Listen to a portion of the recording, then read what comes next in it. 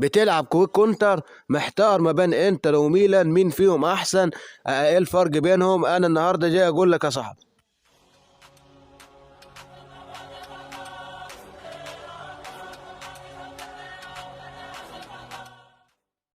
السلام عليكم ورحمة الله وبركاته. في البداية كده وقبل أي حاجة انزل اشترك في القناة وفعل الجرس، اللايك الجميل بتاعك. النهاردة يا صاحبي أنا جاي أفهمك الفرق ما بين انتر ميلان، حزمة انتر ميلان وإي سي ميلان. لا ده كويك كونتر وده كويك كونتر، إيه الفرق؟ أنا جاي أقول لك النهاردة يا صاحبي.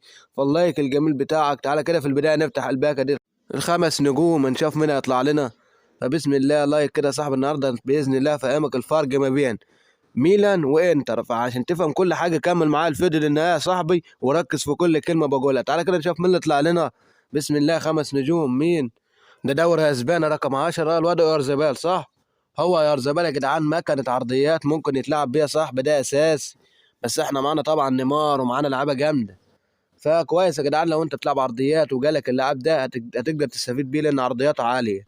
فتعالى بينا يا صاحبي نخش على حلقتنا النهارده، وهي يا زميلي تعالى كده نعمل في البدايه اللغه نخليها عربي عشان يبقى الكلام واضح قدامك يا صاحبي وتفهم معايا كل حاجه. تعالى نخلي اللغه كده عربي يا زميلي، ويلا بينا نخش بقى على ايه؟ على الباكات. النهارده بعد الفيديو ده يا صاحبي هخلص لك كل حاجه. يعني انت لو محتار ما بين انتر وميلان بعد الفيديو ده كل حاجه تكون وضحت قدامك وتكون فهمت كل حاجه. طبعا يا جدعان انتر معانا اهو ويتي زي ما انت شايف قدامك، حزمة الميلان وحزمة الانتر. ده كويك كونتر وده بيلعب كويك كونتر. طب ايه الفرق ما بين الاثنين؟ تعالى كده يا صاحبي نخش على حزمة الانتر. طبعا يا جدعان لما نخش على حزمة الانتر ونجيب التفاصيل هنا يا صاحبي ركز جدا معايا. هنا بيقول لك تتميز حزمة الواد سيموني انزاجي. تتميز بايه؟ بيقول لك يا صاحبي ان هي بتزود النقطة في قوة التحمل وهو بيلعب كويك كونتر.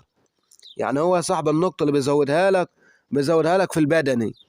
طب انت يا صاحبي لو انت بتلعب كويك كونتر فمن الطبيعي ان انت الضغط بيكون عليك، فانت بتضغط بتغير المؤشر اكتر من مرة، لعبتك بتبذل مجهود، فانت يا صاحبي البدني بتاع اللعيبة بيقل، فهو بيزود لك البدني فلعبتك مش بتتعب بسرعة. فده ميزة يا جدعان، ده كويس. وكمان عنده كمان يا جدعان اللونج بول كونتر 70، يعني ممكن تلعب بيه لونج بول كونتر لو انت عايز تغير الاسلوب في الشوط الثاني او في الماتش، يعني ممكن تغير الاسلوب في الماتش، فدي ميزه. فتعالى كده نخش على اللعيبه يا جدعان. عندك لوتارو توب، باريلا اسطوره يا جدعان، باستوني ده توب، شالهانوجلو كويس، سومر كويس، والواد فرتزي اللي ممكن ده للدكه يا جدعان. عندك الواد دي ماركو هاكر، دمفريز اسطوره يا جدعان. عندك ديفراي طاقات جباره بس انا ما جربتوش. عندك ترام ممكن ينزلك من على الدكه كويس. عندك درميان يا جدعان اخر واحد ده يلعب معاك ار بي اللي بي سي بي، عيل جوكر، فباك جامد جدا يا جدعان. فده كان الانتر. تعالى كده نشوف الميلان. لما نخش كده يا صاحبي على الميلان مع بعض ونشوف التفاصيل. هنا بيقول لك تتميز حزمة بيولي. تتميز بايه؟ ان هو بيزود لك النقطة في قطع الكورة. فقطع الكورة يا صاحبي مع الكويك كونتر مش مهم، بس اسلوب حلو هيمشي معاك يا صاحبي، الاتنين مع بعض هيمشوا، بيخلي الشراسة عند اللعيبة اكتر. لكن هي مش مهمة، مش ميزة، ما تعتبرش ميزة. ولكن ايه الميزة اللي في حزمة الميلان؟ الميزة يا صاحبي اللي في حزمة الميلان لما تركز كده في الكلام اللي قدامك بيقول لك الكرات العرضية 75. يعني يا زميلي بيلعب معاك كويك كونتر وبيلعب معاك اوت وايد. دي الميزة اللي في حزمة الميلان. غير كده حزمة الانتر افضل يا صاحبي. يعني انت لو هتشتري الحزمة عشان خاطر اللعيبة، لا انتر افضل. هتشتري الحزمة عشان خاطر المدرب، لا ميلان افضل. تعالى كده نشوف اللعيبة مع بعض. طبعا يا جدعان عندك رافائيل لياو توب يا صاحبي، عندك هرنانديز عالمي، عندك الحارس مجنن جامد يا جدعان مجنن، فضل التلاتة التوب. بوليسيتش ممكن يا صاحبي على الدكة. عندك الواد مالك تياو تكاتو جبار المدافع ده يا جدعان بس ما جربتوش. جيرو طبعا معروف، جيرو اللي لو انت بتلعب عرضيات هتستفيد بيه جدا. عندك الواد كالابريا باك دفاعي ممتاز.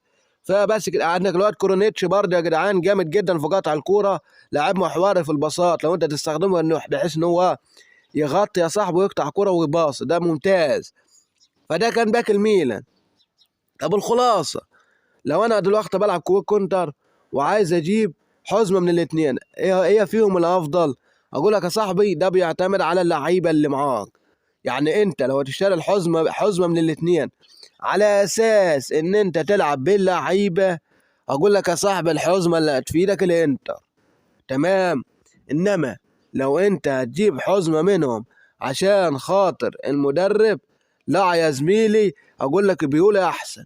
طبعا اخويا اللي كتب لي كومنت على الفيديو اللي قبل اللي فات قال لي اجيب نجوم الاسبوع ازاي الفتحه المجانيه، ادي يا صاحبي الحدثين قدامك بتوع الدوري التركي. الحادث اللي عليه علامه صح يا صاحبي هو ده اللي بيديك فتحه نجوم الاسبوع المجانيه، انما اللي جنبه ده بيديك كوينز. فاتمنى يا صاحبي ان انت تكون فهمت النقطه يا اخويا، ان انت تجيب الفتحه المجانيه ازاي اهو قدامك يا صاحبي من الاحداث. فبس كده يا جدعان، يعني هو ده كان الفيديو بتاعنا النهارده. اتمنى تكون استفدت، اتمنى تكون الفكره وصلتك. فلو استفدت من الفيديو اتمنى تشيره مع اصحابك يا صاحبي عشان تفهم وغيرك يفهم. اشترك في القناه وفعل الجرس يا صاحبي. محتاج اي حاجه اكتبها لي في الكومنتات، مش هتاخر عليكم. اشوفك في فيديوهات تانية كتير، والسلام عليكم ورحمه الله تعالى وبركاته.